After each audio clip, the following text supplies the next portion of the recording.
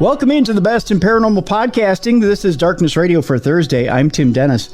Boy, do we have a topic for you today, and it is a good topic at that. We're going to talk about Anton LaVey, not in the classic sense of talking about Anton LaVey and the Church of Satan. We're talking about the book Anton LaVey and the Church of Satan, Infernal Wisdom from the Devil's Den, about someone who was close to Anton LaVey, especially at the end of his life. Carl Abrahamsson is our guest.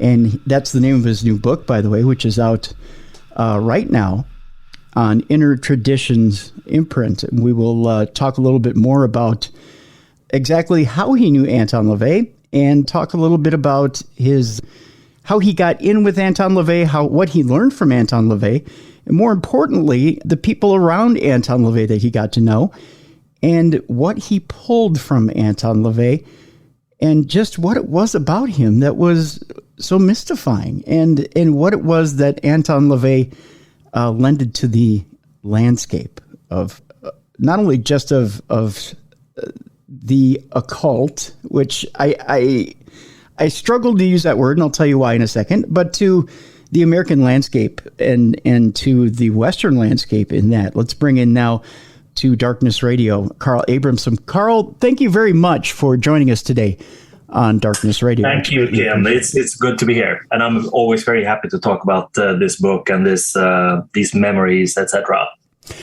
You know, as I begin to page through the book, I'm fascinated with someone who, at the time, and let's remember that Satanism is not that old of a concept. It really wasn't, or it really isn't. You're talking about, if you want to talk about it, of the offshoot of Crowley and then getting to Anton LaVey, the Church of Satanism, really, you're talking, mid-60s, 1966. And you're right around the same age range as I am. I'm 51.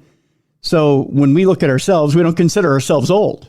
This is not an old religion by any means. If you want to call it a religion, you wouldn't call this a religion, would you?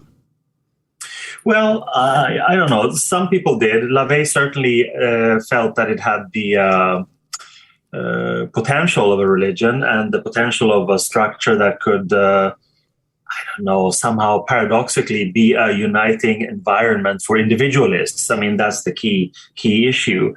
I have to say, though, that the Church of Satan as a group is definitely the first group or congregation or whatever you want to call it, community, that called itself satanic. You're absolutely right about that. Previously, there have been other self-professed Satanists, but they've usually been individuals because the nature of this incredible sort of individualistic philosophy, the Promethean, Luciferian, outsider romanticism in a way. But what LaVey did was basically develop something that he had been working with for, almost a decade before the Church of Satan. And, he had this thing called the Magic Circle, also out of his black house in San Francisco, and the Witches Workshop, and, being immersed in this kind of role as, I wouldn't say guru, but certainly as some kind of mentor for a lot of people who were interested in the various aspects of the occult, and let's call it the diabolical in the fun sense of the word. So I think that specifically we can agree on that it's definitely a philosophy. There's definitely some magic in there, and you could call it like a self-help method with a dark taint or whatever. Yep. But it becomes a little bit problematic when it comes we talk about religion, because what actually constitutes a religion? What is it? And you should have faith. You should have some kind of holy book. Well, there's the Satanic Bible for sure. And then there's an activity that transcends like one environment. And that was true also in the beginning with what was called the grotto systems. There were these sort of local lodges in a way that were called grottos. So you had all of these basic structure points that could be, defined as a religion. So I'm not really sure how LaVey's mind frame about that, or his point of view, if it changed over time. But in the beginning, it was certainly mentioned as, Satanism is a religion for these and these and these people, and he was all in favor of that. It might have changed. I know for a fact that as a philosophy, it didn't change. Not at all. Right. And as a magical method or structure, it didn't change. And people today within the community and within the Church of Satan certainly refer to it as a religion. So I would say, yes, it is, but it's an odd one out. But then again, that's really what he wanted from the beginning anyway, to be the odd one out. You know, you bring up a point of I eventually wanted to get to, but I think we can get to it here. I guess the reason why I say could be a religion, but not really, is it's missing one key ingredient, I think, that other religions have, and that is the strict dogma. There's a strict way of keeping the followers, and don't get me wrong, I'm going to get a lot of letters and a lot of emails, a lot of correspondence about this show, Carl. I'm sure you understand this. Yes. But there's a strict dogma to most religions that, you know, I'm sure there's rituals, there's ritualistic work in every religion. That's not what I'm talking about. What I'm talking about is these are the lessons, follow the lessons. These are the words, follow the words. These are the, you know, and you don't deviate from that. You stay quick to the leash, if I may use those words. And I don't mean that derogatorily. When it comes to Anton LaVey, it was not that way, was it? No, it wasn't that way. And also, there's a huge difference now that you mentioned this aspect of it, like having, he certainly codified or put together like things like the 9 satanic statements, and they're available in the Satanic Bible. And he penned some other ones later on that are meant to be, I don't know, like points that become pointers as recommendations of how to deal with life. But what I was getting to is like there's another huge difference. And in all of these religions, there is usually some kind of divinity, which the adherents or the believers believe in to a greater or lesser degree. But in the satanic religion or philosophy, whatever you want to call it, there is another kind of divinity, and that's the individual, him or herself. That there's nothing higher than the individual, and it's all about, you know, blooming to the greatest extent possible with all your potential and all of these things that, you know, we recognize from the language or discourse of self-help, you know, that kind of thing. You be the best you can be, etc. Very, you know, super common in America specifically. Right. But he really meant it in the sense that use everything you've got, including these occult techniques or methods, or even, you know, cruder manipulations. Just like, you know, enjoy life to the fullest.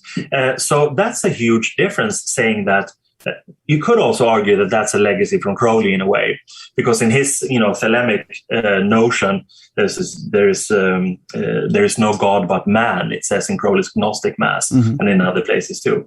So certainly this kind of super duper pro-human human individual, I should say, is something that deviates a little bit from all the classical religions. But you're true. I mean, you're right in the sense that there is a satanic Bible, but it's not really telling you should do this and this and this and this. It is non-dogmatic, and I think maybe that's one of the reasons why it is, you know, continually popular and attracts. Not because there's some kind of, you know, messianic or evangelical force saying, come join the Church of Satan. That would be completely paradoxical.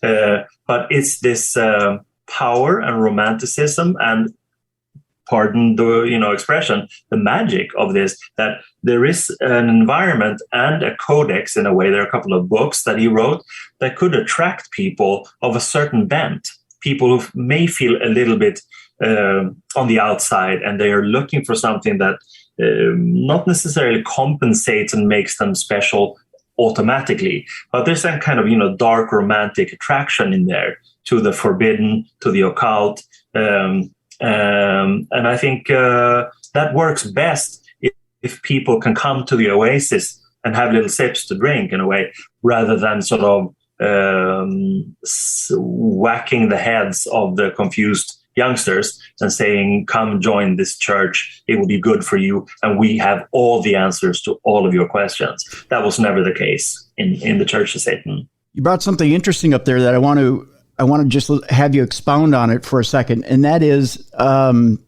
LaVey putting the faith into self rather than a godly figure, to paraphrase there.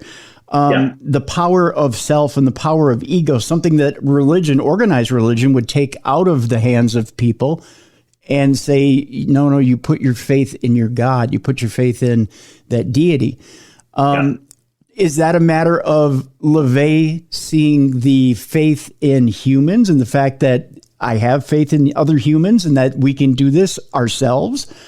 Or is this a matter of something else? Is it a matter of changing philosophy to empower a person to get them to do it on their own? Is it just a matter of philosophy, or is it a matter of really having faith in human beings? I think it's a mix of both. People usually don't associate LaVey with some kind of altruistic idealism or humanism, but when you look at it, sort of when you break it down, the totality down, and look at the parts, there's Blanche Barton, who was LaVey's partner for more than a decade. She said something interesting in the film that later on became this book. She said that for all of his misanthropy, I believe he was an idealist, because otherwise he would never have done all these things. If he was such a great magician and enjoyed life, collecting his cars and enjoying food and people and sex, and then he could just have done that. He could have sort of solidified his black house and said, in here I rule supreme and no one else is welcome. However, he wrote many books. He invited people in. He became like a very PR savvy public figure in 60s and also into the 70s. So because he wanted not only to sort of make that money, I'm sure he wanted that too, of course, but he had a philosophy to sell. And that's the thing. Why would someone do that? Well, they believe that it's been good for them, and they want to share it in the hope that it will benefit other people too. Because, he loved Ayn Rand, for instance, and you can say that, well, that's the building block of this harsh, egotistical capitalism. Yeah, whatever, in a way, absolutely true, But it's also this kind of something that rips off all the fluff. It's a harsh but clear-cut, stripped philosophy saying, I am my own God. I can do this, and I will succeed in whatever it is that I want to achieve, And there can be no more pro-human individual philosophy than that. Then, of course, you come to the point where no one is an island. We know that from philosophy and religion. We are social animals. We need each other, and many other people that we'll never even meet. We still need them to be able to survive as a whole. Thereby, you cannot ostracize everyone and say that I am the greatest, because then basically you're psychotic and you'll end up in a place where you definitely need other people. And the thing is that I don't think, LaVey used that particular expression. I came up with this later, maybe others have too. I call it sort of altruistic egotism. When you're an egotist and you work on yourself, for yourself, to be as happy as you can be, then you will help other people by the fact that you will attract them in your happiness, and they will see that, what's this guy doing that makes him so happy? Meaning you will inspire them. And if they're really nice people, you can help them in other ways too, So, but that kind of attraction or altruistic potential wouldn't be there unless you had been egotistic and created things for yourself, whether it's, success or just general harmony or health or all these things that we need to be fully happy, that your life has a meaning. So I think that he would ascribe to that in the sense that, yes, it is egotistical. You put yourself in the driver's seat. You decide where you drive, what the direction is, what kind of vehicle you have. And that will, probably, turn some people off, but it will also attract other people who very likely will be more resonant to your own inner core in a way. What I find fascinating is that he allows you the room to express ego but at the same time puts certain limits so that your ego doesn't spill over into someone else's space, that you're not allowed to infringe on somebody else's space. You're not allowed to be unethical with someone else's space, but that you can operate within your own parameters, and you can operate to 100 to 110% of your parameters and be the best that you can be. You just can't infringe on somebody else's. There are barriers, there are ethics. Talk to me about why this is. Why, if you're going full tilt, why is it LaVey stopped just shy of saying, you know what, go for it, pardon the expression, balls to the wall, and take whatever's there and leave the scraps for everybody else? I think it has to do with something that is also included in the more magical writing. The writings, he was very psychologically savvy, and he stressed not only the interesting aspects, but also the importance of doing the ritual, because it is a kind of a psychodrama. You can vent things, you can literally exercise things, or what do you call it? Have a cathartic moment in the temple space, or in the what he called beautifully the intellectual decompression chamber. That's a wonderful expression. And I think that the reason why you cannot simply go fully balls to the wall is that, again, we are social animals. We need people to certainly do things for us, but it's kind of an economy, isn't it? Human endeavor and the human dynamic is an economy, and you have to give as you get, and hopefully there will be a good trade-off for your good behavior and their good behavior. So I think what I want to get to is this thing in the magical writing. It's one called the balance factor. Okay. And it's very important, he writes, when you are about to do ritual, meaning using this sort of, hocus pocus or occult aspects, merely as a symbolic kind of psychodrama, but it works. But you cannot go into this intellectual decompression chamber with the idea that you'll be able to transform yourself into something that you're not. So the first key here is self-awareness, self-knowledge. You have to be brutally honest when looking at yourself in the mirror and seeing that, what can I do? What is it that I have problems with? Can I use magic to sort of take a quantum leap onwards, where I feel sort of blocked, or there are things here that I don't understand. So he can't remember exactly at verbatim how he described it in the Satanic Bible, but there's this thing, if you're an awkward person and not that good looking, you cannot expect to be dating the hottest supermodels. That would require another kind of attraction, wealth, for instance. You can go down that route. However, it's best to be completely honest with who you are and what you want to achieve. And of course, then it'll hopefully be clear how you should be moving in what direction so that you can achieve that. And I think that's one thing that touches upon what you asked. This is, we are not alone.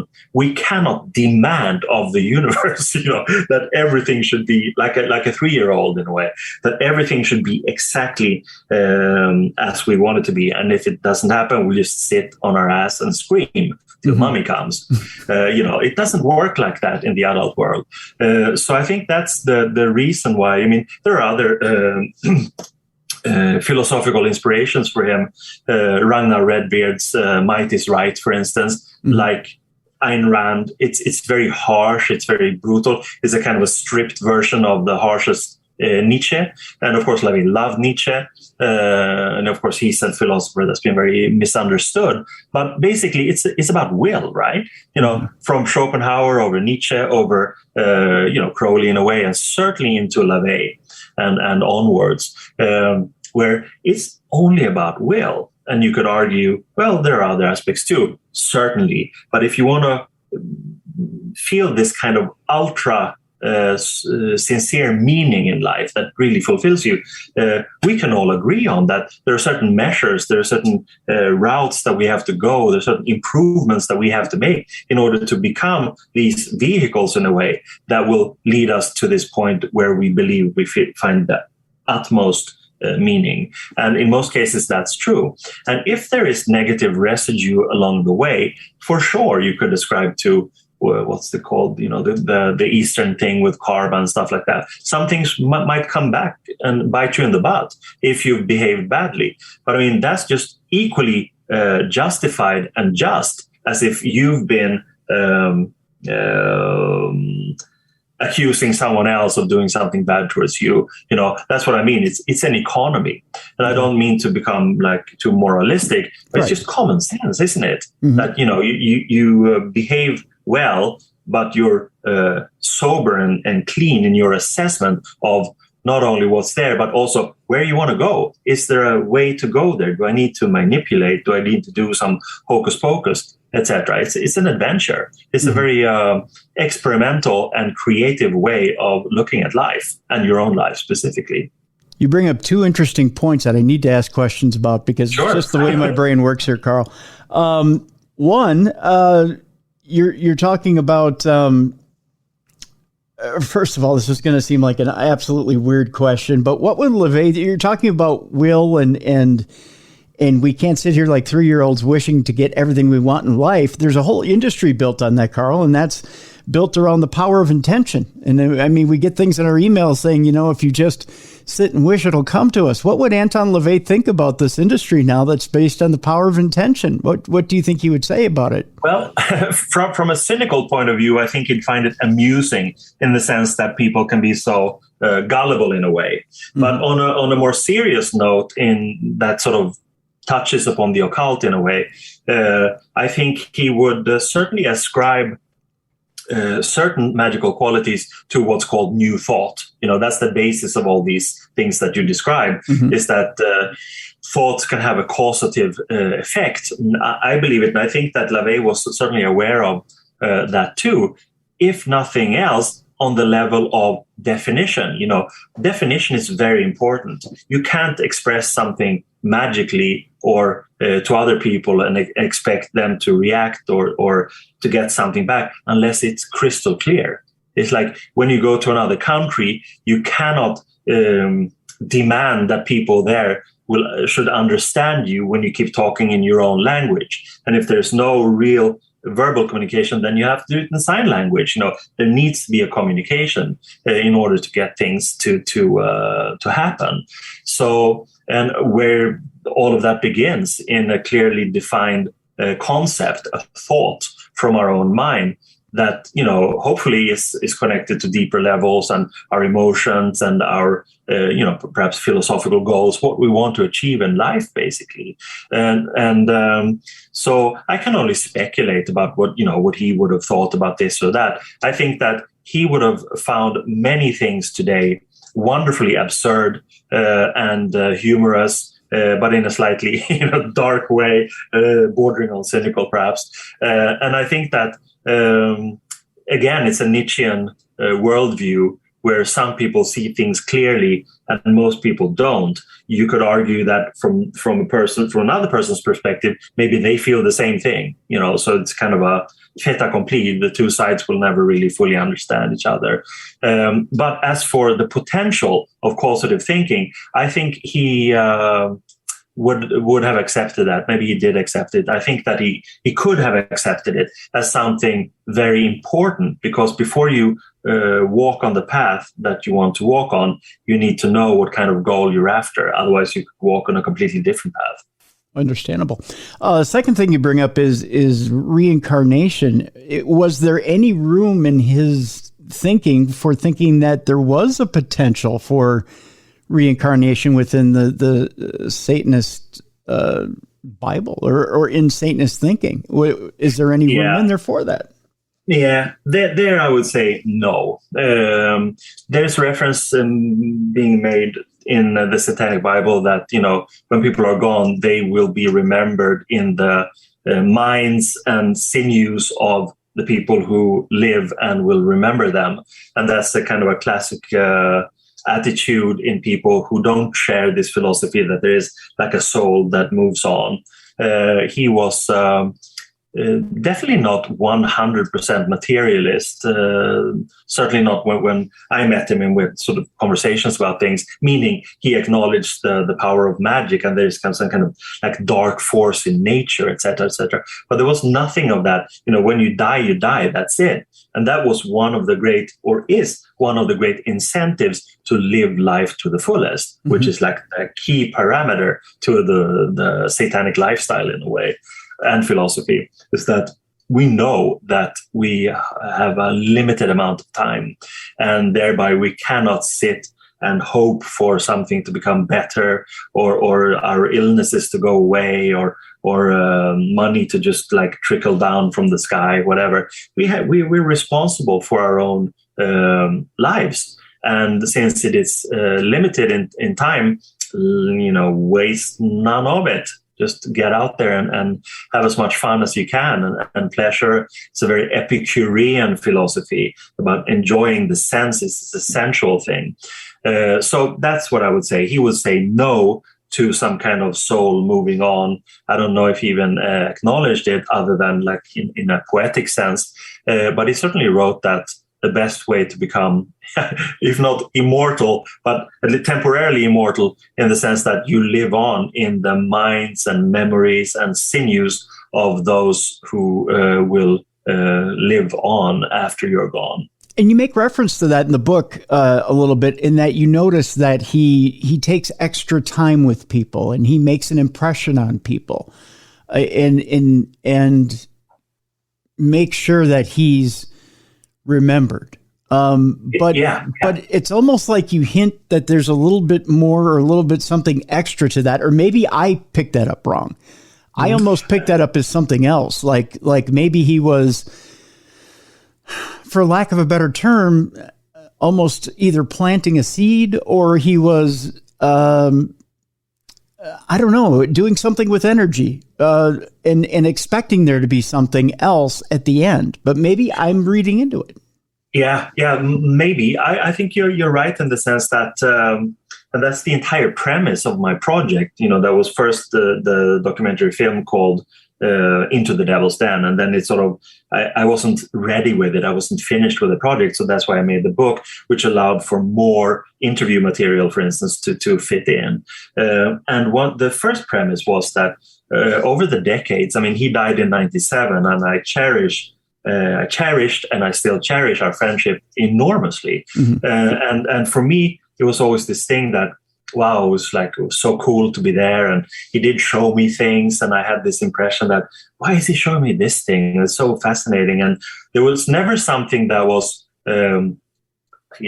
out of context. Everything had that basic resonance that was not necessarily occult, that was not necessarily, satanic. It had to do with culture, with certain movies and authors and collecting beautiful pens, all these things that are something that friends share, Right. But I did feel that the reason why most of these people during the last decade, why they were welcomed in, because he wasn't quite as extroverted as he was in the 60s, of course, mm-hmm. because of, health issues, and just, he preferred that calmer environment. But the people who were invited in, they were all doers. I had my own occultural fanzines and made music and records, and a lot of other people were publishers and just very creative people who had left a mark or a dent in reality. So I think he thought that I like these people, have them come time and time again, and we'll talk, and that will be enjoyable as a friendship thing. But I also think that he did sow some seeds in there, meaning he certainly succeeded, because now you and I, in 2022, are sitting here and talking about it this very moment, right? Yeah. of seed sowing. Yeah. So that's kind of a magical feat. But he would probably have been remembered if this had not happened, meaning that the friends who knew him then had all created their own memory banks in a way. His books were out there. The Satanic Bible has never been out of print since 1969. Mm-hmm. You know, he would have been an American cultural icon no matter what. But I think for me, it's been an interesting journey to look back and what actually happened, and you know, thank Satan. I was writing my diary a lot, and I always have, so I could go back and see what actually happened, what we talked about, and stuff like that. Mm-hmm. And talking to these other people, which range from people he had known a long time to his partner Blanche, and also his son Xerxes, who was only 4 years old when LaVey died. So the memories are kind of very early, but he had a lot to say about growing up in the aftermath. Mm-hmm. And just wonderful people who are not the same. They're not the same kind of people. They're from different walks of life. So it was interesting to talk to them. And basically, they all more or less had this feeling that he had shown them things that he loved, because he wanted so much for these things, and thereby also his own love for them, to remain in our minds, in our systems. And if we wanted to take them onwards, sort of paying it forward, not only back, like I have done with the book, for instance, then that's a beautiful thing. And I think that wasn't my incentive to delve into this, to sort of do that specifically for him. But I'm so happy that happens at the same time that I'm talking to all these other people, and we do share this basic memory that he was a very smart magician, and a very generous person who shared a lot. You know, his musical knowledge, his warmth and friendship and support. He's just a really great guy. And then, of course, you know, everybody who is at the end of their life, you look at things differently. And of course, you think about legacy. And it could be like a legal legacy and creative works legacy. But there's also this legacy of friendship and really nurturing the kind of things that you share, whether it's conversation or stuff. You know, it doesn't matter. It lives on. I tell you what, Carl, let's take our break right here. When we come back, let's get the very beginnings of your interest in Anton LaVey. You'd kind of alluded to it a little bit earlier. We'll talk about that when we get back. We'll talk about your beginnings with Anton, and we'll talk a little bit deeper about some of the secrets of Anton LaVey and some of the things people may not know about Mr. LaVey. The name of the book is Anton LaVey and the Church of Satan, Infernal Wisdom from the Devil's Den. Carl Abrahamsson is the author of that book and also our guest here tonight on Darkness Radio. You're listening to the best in paranormal podcasting. This is Darkness Radio.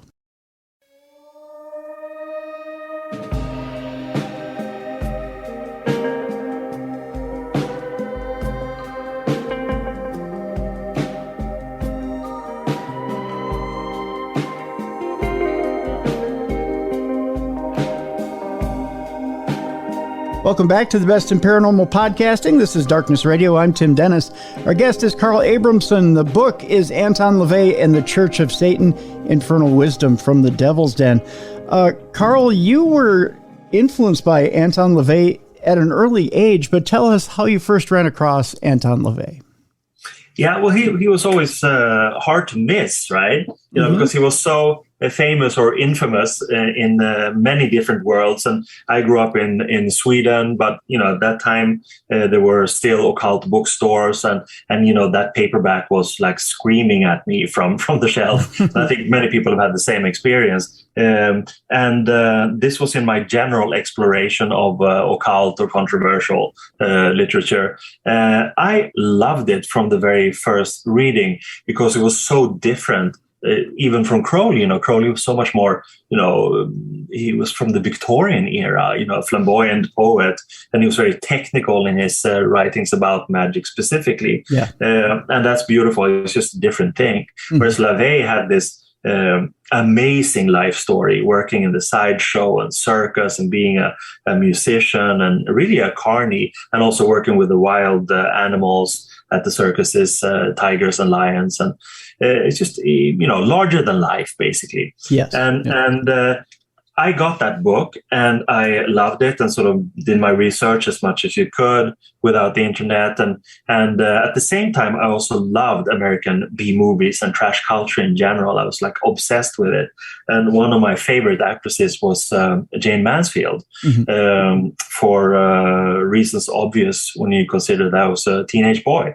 Yeah. And basically, then I found out, wow, they fucking knew each other. That's amazing.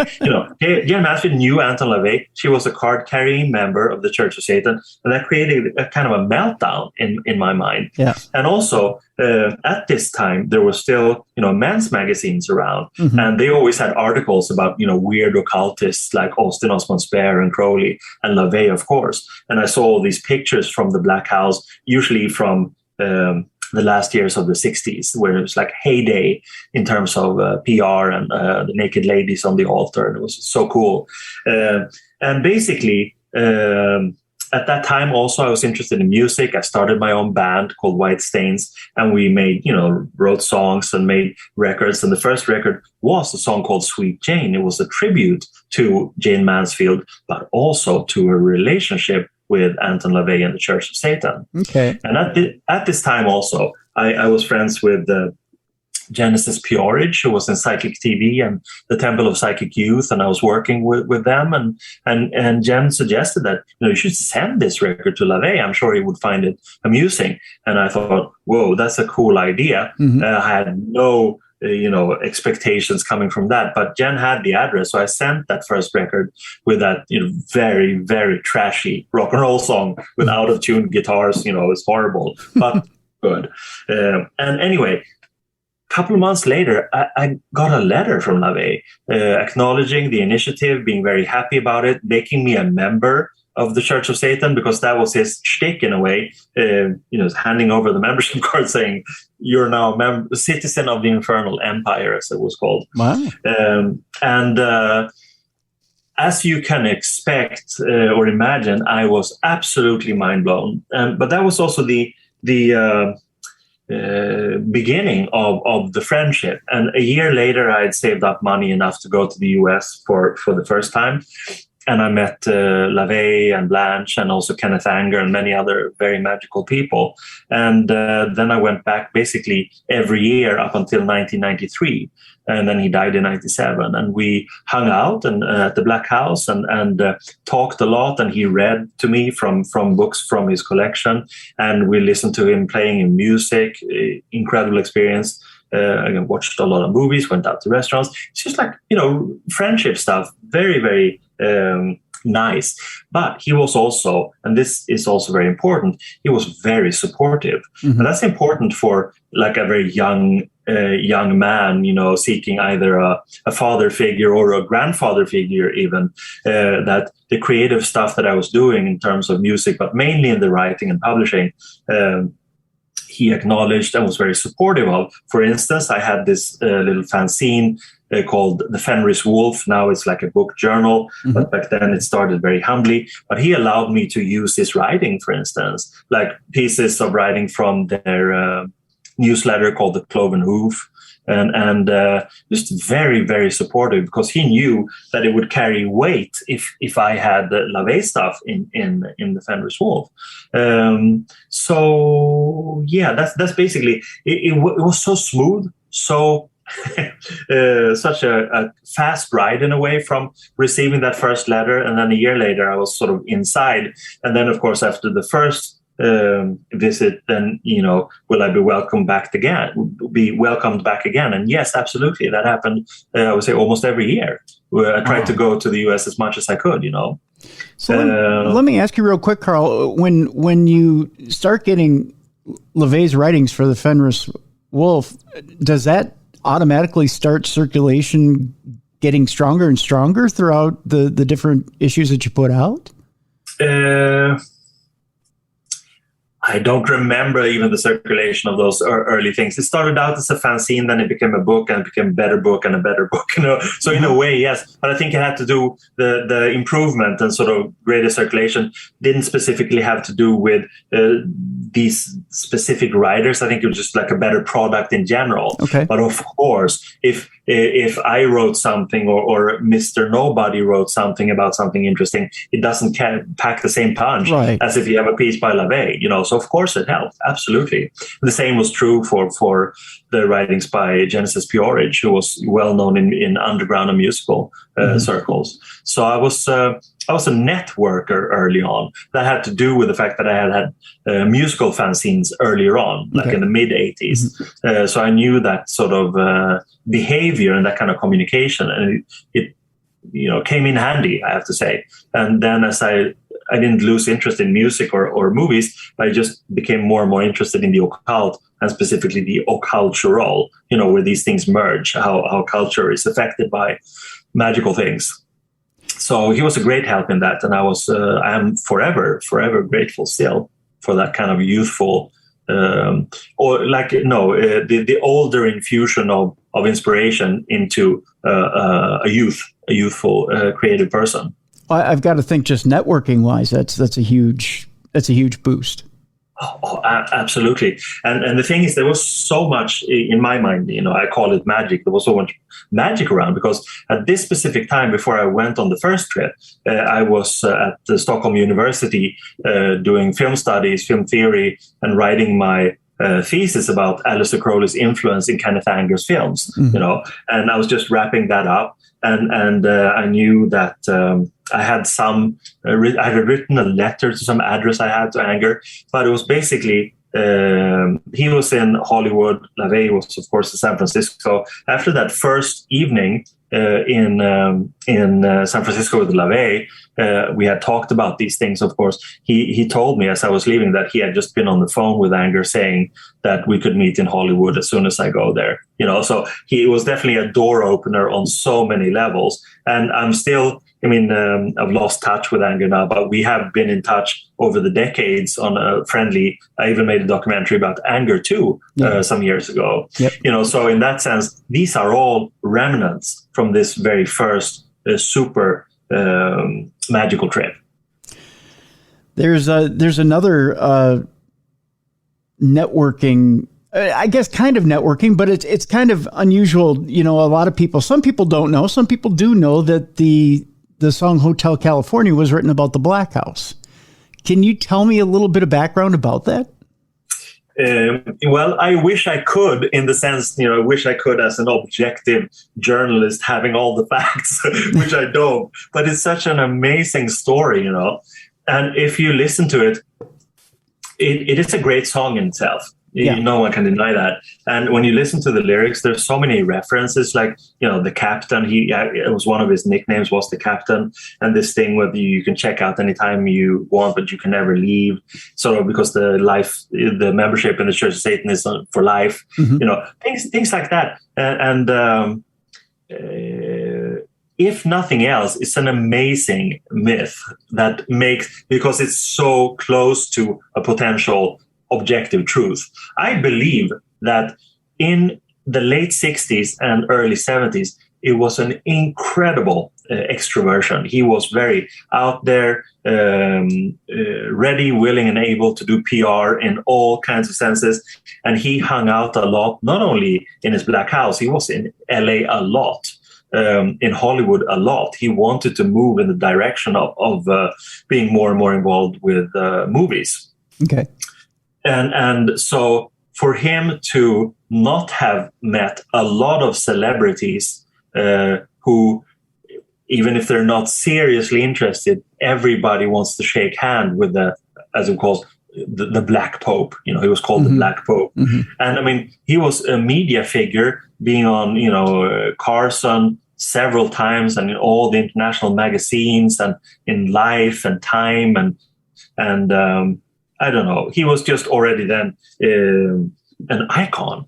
So it's not unlikely that he met the Eagles, other rock bands, filmmakers. There are these wonderful pictures of him with Sammy Davis, and I think it's just like people then, as they are now, maybe even more now, are so celebrity conscious. So if you can take a selfie with a celebrity, that increases your own value in a way. Oh, sure. So whether or not Sammy Davis was seriously interested in Satanism, no one can deny it's a fucking killer picture. It's amazing. Yeah. and that's also true for the kind of mythic bricks that come from this thing with Hotel California. If you listen to the lyrics and you're somewhat savvy about the history of the Church of Satan and LaVey, and you can hear a lot of things in there. And I believe it's true. I don't believe it's merely my own mind interpreting and finding meaning that means that I want it to be in a certain way. There's just too much in there to not make sense. Well, there's a lot of lyrics that if you don't know anything about Anton LaVey or the Black House, they don't make any sense. I mean, they just don't. Yeah, no, absolutely. And I mean, it's also something, I can only speak for myself again. I mean, it is every classic rock radio station plays that song at least like twice a day, Of course, the likelihood that you'll hear it. But I'm not kidding. Whenever I've been in San Francisco since then, the Black House was demolished. It was torn down in 2001. Okay. But I was there before that, and we always used to drive past it just to sort of wave to the house. And then now it's just some ugly condo building. Oh. So I don't wave anymore. I just drive by. But I kid you not, when we have the radio on, it's always somewhere there on California Street. Comes Eagles, Hotel California, and it's so. Unlikely that I just have to acknowledge the fact that there is such a thing as magic, there is such a thing as synchronicities, and I enjoy it greatly, regardless what people think. I bet. In this book, you have, as you've mentioned, you have interviews with the people closest to Anton LaVey, and as you've mentioned, there's probably the most ironic, sad story, at least in my book. The most ironic, sad story is the story of his son Xerxes, who you mentioned. LaVey passed away when Xerxes was only 4 years old. If you could encapsulate for us the feeling that Xerxes has about his father, what he remembers about his father, and what he wishes he could carry on as a legacy for his father. Yeah, sure. I mean, when memory is a very tricky thing, because we're talking basically about cerebral memory, the memory function of the brain, and when you're that young, it will dwindle. It will fade.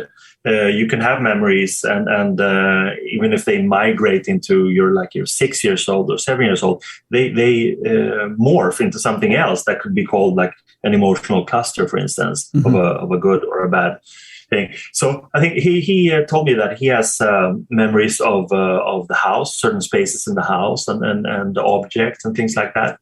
And of course, with the mother, there's a continuity that's still valid throughout throughout his life. But the what he remembers is mostly slightly later on. The feelings and the sympathy he got from a lot of people who were Satanists and the Church of Satan people, being supportive of Blanche and of him, and helping her take care of business and all of these things. And of course, that carried on too. He's wonderful guy, but he's also gone through an individuation process that has not been colored specifically by his father. He's very much his own man on his way to becoming his own self-made man in the best possible way. So he's very aware of how these things function, and certainly he has weighed things back and forth. And we talked about that in the book also, about when you, in a way, deny your own celebrity potential as being a kid of someone who is famous, it's almost like a crime in America. It's like you're doing yourself a disservice, and you shouldn't. But he certainly has not used the legacy for his own benefit, and I don't think he ever will, because that's not his trip. He's just on his own trip. And we talked about that too, and he I can't remember exactly how he put it, but this thing where I think my father would have been proud of the fact that I'm going my own way.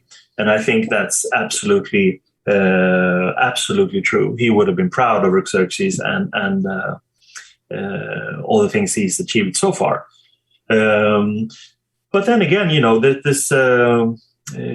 never know what it could do. Sometimes I'm sure when you're growing up as a young boy, for instance, going through these stages of teenage years and prepubescence and all these stages, and you don't have your father to communicate with about these things, it must be hard, And then, of course, because when you bring him up as a person, thinking about, the father, then that image or concept or whatever you want to call it, there's a kind of a construct based on other people's projections and also LaVey's own projections, the media personality, for instance. Where is the father in all of this that you want to have close and talk to about very private things? So I think I'm sure it's true for everyone who doesn't have a parent, that you try to construct a being, but it's impossible to construct without these projections. And when these projections are strong and quite often negative, then it's going to be a problem. And I think that has actually helped him to individuate himself in a much stronger, clearer, and more defined way as himself. And I think that's a good thing. Because LaVey built this church, because he built this institution, we can call it an institution because it really is. It's survived time, and it continues to survive time, and it continues to grow. Do you believe at the end of his life that he and Blanche got together and decided, even though I've spread this knowledge and I've spread the seeds to many people and I've cultivated heirs for this institution, do you believe that Xerxes was to be his heir, that was his intention, and that maybe that's not quite the way it's happening? I think maybe on some level, on some, emotional level, magical level, idealized level, certainly that could have been true. But on the other hand, it's also so paradoxical within the philosophy to ascribe those or project those kinds of hopes on other people, even your own son, because the philosophy is all about the individual finding out what he or she wants to do, and that's it. There's no discussion. And he was also, just as a side comment, LaVey said when he had a falling out with his daughter Zina in the early 90s, I think, and she was like feeling completely estranged and sort of, what do you call it? You deny him or well, she didn't want to have anything to do with it and publicly said that, I am no longer the daughter of Anton LaVey. I mean, you can bet that hurt. It must have hurt a lot. But he said also publicly in some interview that, we want our kids to be happy and strong and individuated in a way. And if she wants to go down that route, I'm happy about that. Then how much it hurt while he was saying that, we can only speculate. Right. I'm sure it did. But in terms of Xerxes, I think that the relationship with Blanche and becoming a father at age whatever it was, 63, right, must have been so vitalizing. And Blanche said also that all he wanted to do was just to be at home and be with Xerxes and her. And it's completely understandable because he was already then in failing health in a way. So I think that it was a manifestation, a fruit of love. It was a fruit of wanting to feel vital and whether that's, some kind of magical operation to secure, a magical heir or whatever, maybe that was in there. I think that was not a key thing. I don't think that was a dominant factor in the fact that they created a child. I think he would have been very, very proud of Xerxes today. And one of the reasons for that is that he's not a sycophant in a way, or not someone who's bought into I could have been the leader of the Church of Satan because I am the son. I think LaVey would have simply been more proud of him saying, like he's saying today, that I'm doing my own thing. Sorry, thanks, but no thanks. I am my own. You also sit down with Blanche Barton and have a conversation with her. I don't want to, again, my goal is not to give away the book, because the book has a lot of interesting interviews. It has a lot of interesting content in it. Among the things that are in here is an interview with yourself by Vanessa Sinclair. There's an interview, Genesis interviews Anton LaVey in here, which is extremely interesting. Yeah, totally. Yeah. And Anton LaVey, in his own words, there's excerpts from Hail Satan in the book as well, which people need to, especially if they're fans of LaVey and want to get a different perspective, is interesting, very interesting to read in that. Tell me a little bit about where you see Blanche because you got to know Blanche from the minute you stepped into the Black House to now. Tell me how her relationship has changed since the time you met her to losing LaVey, and the aftermath of that. What do you see in her life and how her life has changed? I think that we can only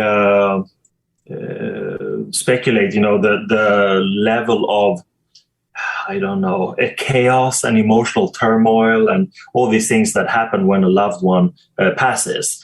And when you're a fairly new-baked mother also, and you have the responsibility and basically have run the Church of Satan, not completely alone, but still carrying a lot of responsibility. And then suddenly the foundation or the pillar is no longer there. It was, of course, a very, very hard blow. And I got to know them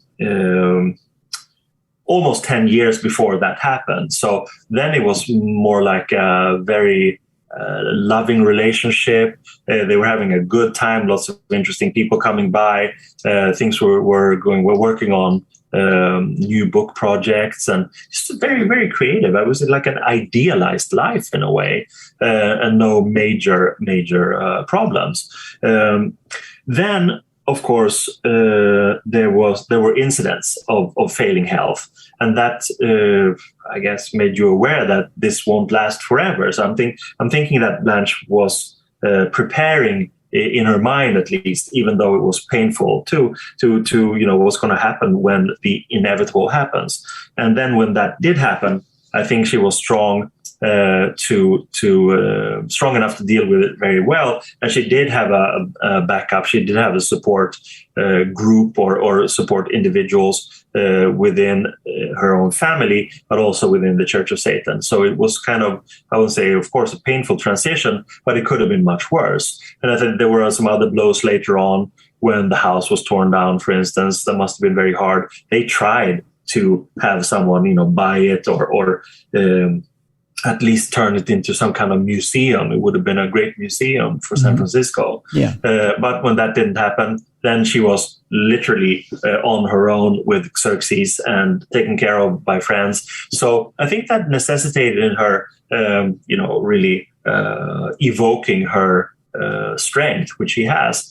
And again, becoming her own, not leaving any legacy behind of the Church of Satan. She worked with all these things, but it also happened that she decided to share it with Peter Gilmore and Peggy Nadramia, who are still the high priest and high priestess to this day. And that, I think, was probably a nice thing for her to do in terms of just, sharing the responsibility. But since then, she's a wonderful person, and I'm so happy about this project because that really brought us together again, and we are in touch occasionally now, and it's a joy. And we invited her to speak at a conference that we organized in Italy a couple of years ago, and then of course we met in the US to work with with the film specifically, and then the book also, and getting to meet Xerxes, and I'm very, very happy about that. And Blanche is a very, very strong woman, super creative. But here we come to the central thing that's so important. She is her own. And even though she will always be associated with Anton LaVey, she is certainly just not, his partner or his this or his that. She's an amazing woman who's also now, just recently, last year, released this book that's also great. It's called We Are Satanists, where she tries to sum up her thoughts and ideas and interviews, and how Satanism, in this Church of Satan style, is moving on into the future. So she's very active, and she's very, I would say, influential in her being so true to herself as she is. Okay. An inspiring force, basically. All right. That's good. That's very good. I'm trying to think of how to put this next question, because it's a little bit of a mixed bag. Obviously, the Church of Satan is not what it was when LaVey was around. How do you see the Church of Satan in 2022? I see it as very, very good. And of course, I'm partial because I have so many friends there. Mm-hmm. But how do you deal with an organization that is not made to, attract people to congregate and get together and have like weekly meetings and all of these things? And I'm not thinking specifically of the pandemic and things like that, but just like it's different. It's like we said, it's an environment where, in a way, non-joiners can join, where unique people on their own path can find people, perhaps not of like mind when it comes to the entire, preferences in life, but certainly of like mind when it comes to certain attitudes and cherishing the fact that you feel unique and you feel an affinity with this kind of dark romanticism of the diabolical as codified by LaVey. So how do you deal with that in 2020? Well, first of all, you have to have an online presence. That's right. If you want to be visible at all in our culture, you have to have that. And I have to say that the Church of Satan website for me is like, it's a candy store. There's always new stuff added to it, not just in the news flow, news feed, but archival material. My wife and I have this conference thing going on, and now recently it's been care of Morbid Anatomy Museum, so it's online. We had Peggy Nadramia the other night talking about her research about how the Satanic Witch, which was basically LaVey's second or third book, depending on how you see it, was written, conceived, published. It's very exciting stuff. Mm-hmm. So they're doing a lot of beautiful archival work, and they're also making that accessible through the Church of Satan website. So it is kind of a dark beacon for people who are attracted, curious, who want to join, perhaps. Same thing for Twitter and the other platforms. It's just I don't envy the people who have to sort of fight off or disregard all these morons who still cannot get it, what it is. Instead of going to the website and looking at the FAQ, they would rather ask things on Twitter endlessly, giving biblical quotations, whatever. So in that sense, but it's hilariously funny. The people who are running that, they're so smart and funny, and the one-liners that are punched back, they're priceless. Sometimes it's like you can go there just to have fun. So the Church of Satan Twitter and the website, it's there, it's doing its job, and I don't know how well it's doing in terms of membership and stuff, but it seems to be a very healthy environment, run very professionally, and so that's probably my answer to your question. I think that it's different, but it also has to do with the culture now is different than from back then. When LaVey died, there was a primordial Church of Satan website, and they were exploring things like like these forums, but now it's just such a different thing. So it has taken a dominant precedence in a way. It's and people find it, they can find it very easily. So, and I think LaVey would appreciate all of these things. It was never a question of, trying to be esoteric for its own sake. It was just, back then it was a different story, and you had to go through news syndicates and photojournalists who were syndicated with men's magazines. It's just different. Yeah, speaking of it, when it comes to news journalists and whatnot, it seems like when we hear stories these days involving the Church of Satan, it has to do with state capitals and it seems like it's protests to having to do with a Pledge of Allegiance or some sort of monument and wanting to put something of equal rights into a state monument. Do you want to comment anything on that or any of the battles that have happened in any of those states? Yeah, I think that that's not necessarily something that comes from the Church of Satan. They have always been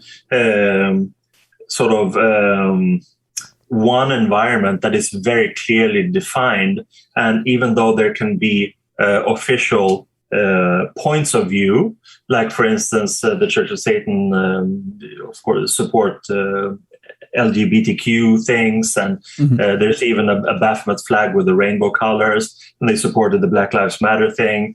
But that's kind of rare. But it's when push comes to shove, they are vocal about certain issues. What you're referring to is having to do with the Satanic Temple, which is a completely different group. Okay. My apologies. That is satanic in a different way. It's very much based on activism, whereas the Church of Satan is strictly, conservatively egotistical. Okay. You stick to your own regimen and you do your thing. But of course, if you want to get together with people of like mind and do some kind of activism, that's fine too. So the Satanic Temple is quite a different story, and they are the ones who've created almost artistic provocations with this Baphomet statue, for instance, and the Ten Commandments should be eradicated from official buildings, gardens, or whatever. So that's a different story. Okay, my apologies. That was my mistake for messing that up. I apologize for that. And I guess lastly, there's an interesting quote in the book, and I wanted to get your thoughts on this and wanted you to expound on this. You mentioned being in LaVey's presence, and there is I believe the passage goes, and I'm going to paraphrase here, if you don't mind, Carl. Being in his presence, and it's not the first time that you see him. It's not the last time you see him. It's every time you see him. You almost mentioned like there's a haze, and it's almost like time kind of goes by quickly, and you almost like you forget when you leave. It's almost like being hit by a magical presence when you're in his presence. Some people would say, well, you're just kind of awestruck, or you're in his presence and you're overwhelmed. And I didn't get that sense of presence. And I know what you're talking about when I read it, because there are just some people that when you're in someone's presence like that, they just have it. That's the way to put it. When you look at it from your perspective, how would you describe it? What was it that Anton LaVey had in your presence that attracted you? Yeah, I think that it's a very good question, and I've certainly roamed my memories. And again, I'm very happy that I wrote diaries back then, and I still do. It's kind of invaluable. But what we did and what was said is not the same as the emotional experience of the moment. It's kind of hard that then you need the memory and visceral memories. And for me, it was I came into that thing having my own projections on him, the historical person, the person I admired, that had inspired me. So that was already something that you could call a positive reinforcement. But in the actual time and space, meaning when we came back from dinner somewhere and went back to the Black House and, had some coffee and listened to him play music, all of these things that happened were, at the moment I felt, oh, this is so cool, but it was more than cool, because it was a change of vibration. Mm-hmm. Music was his main magical tool, and not just like playing a tune to accentuate an atmosphere in the ritual chamber. He used certain melodies that he knew in his head to affect change, whether in the room or farther away, through some kind of logic of the butterfly effect. Something that is amplified, sent out, will affect other people and other spaces. For me, that was like going into magic school, but in a completely new way. It wasn't Crowley. It wasn't these sort of Freemasonic structures where you pass through degrees and initiation ceremonies and stuff like that. This was like so hardcore, because even though everything was jolly and fun and we were laughing because he was such a funny guy, very much in the same vein as Chico Marx, when he was playing mm-hmm. the keyboards, mm-hmm. Showmanship to the very fingertip. But there was always something there that was so powerful in his skill. I guess also it was the intention. Right? He played that thing for a certain reason, thereby it was magical. And the same thing when I wrote about that incident in the book also. We were in the Purple Parlor, which was like the living room, basically, where he also watched movies. And then he sort of took down a book from his shelf and started reading to me. And it was amazing. And it was Ben Hecht and all wonderfully successful scriptwriter in early Hollywood, he began by writing like very weird horror fiction in a way. So he wrote from that, and he also he read from that to me, and he also read from another Ben Hecht book, and it's sort of really amplifying the importance that I should get that he's reading Ben Hecht to me. And of course, I felt honored. I vaguely knew who Ben Hecht was mm-hmm. at that time. But of course, I've read a lot by him and find him very, very inspirational. And in part, I would say in big part, because of LaVey pointed that out to me at the time. In these moments, it was not just like taking a book, reading the book, reading a section. There was some kind of change going on in the room, and I could feel it viscerally. And when I looked at him, there was something, he had been working so much with big cats like tigers and lions and stuff. Yep. And, this kind of big feral presence with almost like, what can you call it? Like a gleam in his eye. There was just something really awe-inspiring and powerful. Then again, I'm not denying that it could be my projections, but for me, it doesn't matter, because there was something there in the moment, because we weren't just chatting about some movie. Mm-hmm. He was reading specifically to me, and I sure as hell listened. I paid attention, because I'm sure he had his share of assholes who were just like ungrateful when he was trying to give them gold, and they just said, what the hell is this weird tune? What the hell is this? I don't like this movie. Then you were out. Yeah. But the thing is that he showed you the good stuff, and if you were only open to that, then that did create a change in my life. For instance, here in my office, I have a framed check on my wall, framed from David Selznick to Ben Hecht for, let's see, $1,300. Was some payment for some script doctoring he did for let's see, Selznick. I can't remember if it was which movie studio it was, but anyway. So I have that here as a sort of memory, or as a reminder of that specific moment, and the importance of Ben Hecht, of course. And here I'm thinking only $1,300. Yeah, but you know what? That was a lot of money back then. He was the most well-paid scriptwriter in Hollywood. That's true. That is true. I don't know why it automatically, and I'm not thinking of inflation and things like that, but but then automatically that's where my brain goes. I'm not thinking of how many years ago that was, Carl. I'm just thinking of how incredibly inexpensive that is to get a script doctored. I suppose now in today's money, that's quite a bit of money. It's a lot. Yeah.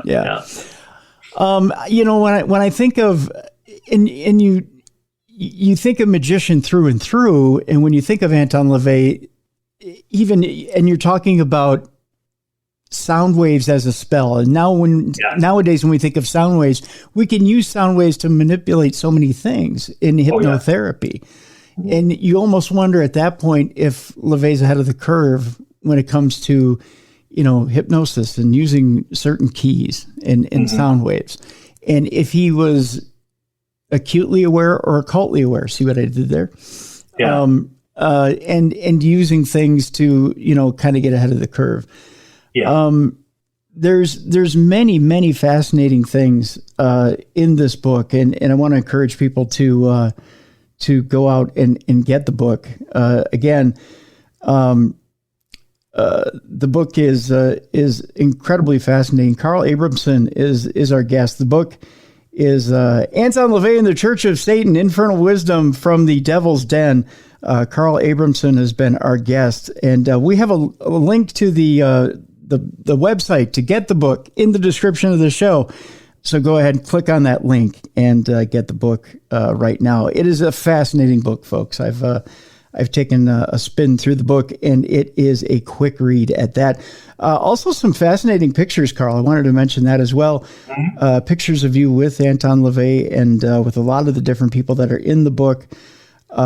Pictures of actually inside the different houses, and you get kind of a candid look. One of the things you mentioned, I've got to mention it real quick before we leave today. You mentioned Anton LaVey's look, and you mentioned a common interest between the two of us, which is the Flash Gordon movies and the Flash Gordon serials of the 30s, and mentioning that he used to keep the look of Ming the Merciless. Which to me is just the minute you said that, I was just like, yep, that's exactly the look. And I was always that was one of my number one villains of all time growing up, was Ming the Merciless.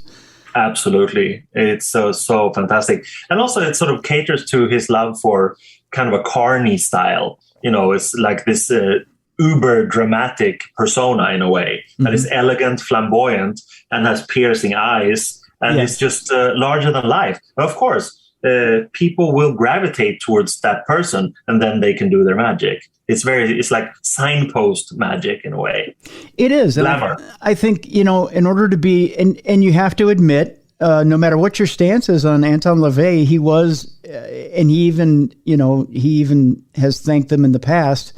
He's thanked multiple people who are amazing marketers. And if you look at the Church of Satanism, for anything else, one of the greatest marketing firms of all time, right down to the logo. I mean, it's everything is well marketed. And I think there's no better reflection when it comes to marketing than yourself. And I think that Anton LaVey really had it down from himself to everything that he ever built. He knew exactly how to pluck all the strings of people's interests. If nothing else is said about Anton LaVey, positive, if you have to say one thing positive about everybody that you've ever come across, if we played that game and you had to say, if you didn't have a positive thing to say about Anton LaVey, for anybody out in our listening audience, you have to say that he was one of the most brilliant marketers of all time that was out there, most definitely, because he was a brilliant mind when it came to that. And I'm not disparaging the man. Don't get me wrong. But that's, I mean, absolutely. He that's why I think he attracted so many people in entertainment. Yeah, absolutely. No, he was PR savvy beyond belief. I mean, just nurturing friendships with people who are, paparazzi and journalists, and really striking up long-term relationships with them because he knew the value of being seen. That was his goal, just as it is for kids now. But the difference then, he actually had something to sell, not just a little twerky dance on TikTok, Mm-hmm. And it worked for him. It worked. Absolutely. Okay, before I leave you today, most famous person you got to meet because of Anton LaVey? Wow, that is such a hard question. I don't know. For me, he is the most famous, okay, sure. most important. I mean, I met Kenneth Anger via him, mm-hmm. and I will say, in my mind, LaVey is more important for me. But at that time, I really idolized Kenneth Anger so much. So yeah, that was a direct result of my meeting LaVey. Yeah. Okay, great. And of course, you never got to meet Jayne Mansfield. In my dreams, I did. In your dream, well, we all have, I think, in our dreams. That's for sure. And I think we all would have liked to have met Marilyn Monroe in our dreams too. But yeah. Is there an interesting outtake about Jayne Mansfield you can share with us before we go? Well, there were, there's always speculation about whether or not they had an affair, whether or not they had sex, But there was information coming forth in my research for this project where people who were there at the time said they had seen Mansfield in the room, in the temple. They had the ritual chamber in the nude several times. So if she was just trying out to be a nude altar lady or something else had happened, I don't know. It's sometimes it's best to let these things be highly speculative. It's more fun. Hey, I like the fun of the speculation there. That's more than enough for me. Yeah. I'll take that. Thank you, Carl. Yeah. Again, Anton LaVey and the Church of Satan, Infernal Wisdom from the Devil's Den. Carl Abrahamsson has been our guest. Carl, I want to thank you so much for joining us today on Darkness Radio. Thank you, Tim. It was great. It was my pleasure entirely. I appreciate it, Carl. Folks, I want to remind you before we leave you today that Darkness Radio is partnering up with the UFO Disclosure Symposium, and you can get your tickets right now by clicking on the other link that's in the description of this show. It's real simple. You just go to the link in the description of the show that's underneath the link for this book, and you can get in on one of 3 ticket packages, either the VIP ticket package, the general admission ticket package, or there's a 3rd ticket package that allows you to simply view it from home. It's a 3-day UFO Disclosure Symposium. It will take place May 27th through the 29th, and they will be showing 4 previously unshown UFO videos. And these were previously classified videos that will be shown at the conference. It's taking place in Vernal, Utah. And again, there's a link in the description of this show. It is the UFO Disclosure Symposium, May 27th through the 29th in Vernal, Utah. Among the guests, Dr. Travis Taylor, Dr. Michael Boyd, Professor Avi Leb, Ellie Marzulli, James Keenan, Andy Marshall, Micah Hanks, pilot Chris Leto, many, many more. VIP tickets, general admission tickets, and live stream access for all 3 days. And it is available worldwide, globally. The live stream access is from the comfort of your own home. You can attend this conference, and I'm encouraging you, please go to that link, check out ticket prices, and again, it's affordable. It's a great conference, and you're going to be seeing some stuff you've never seen before, having to do with UAPs and UFOs. And it's going to be groundbreaking research. It's going to be revealed at this UFO Disclosure Symposium. Check it out at that link that's below the link for the book. Check out both links, by gosh. And we will see you again next week. Again, take care of yourself and each other. And we will see you next week here on the best in paranormal podcasting. This is Darkness Radio.